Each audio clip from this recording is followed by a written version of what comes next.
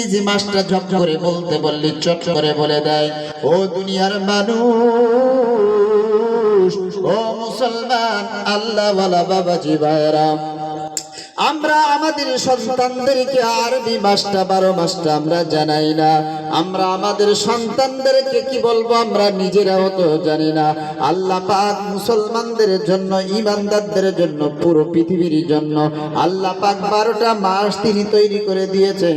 তার মধ্যে প্রথম মাসের নাম হচ্ছে মুহররম। কোন মাস? মুহররম। মুহররম, সফর, রবিউল আউয়াল, রবিউল আখির, জমাদিউল উলা, জমাদিউল সানি, রজব, শাবান, রমজান, শাওয়াল, জিলকাদ, জিলহজ। এই হচ্ছে 12টা মাস। এই 12টা মাস আল্লাহ পাক আমাদেরকে দিয়েছে। আর কি দিয়েছে?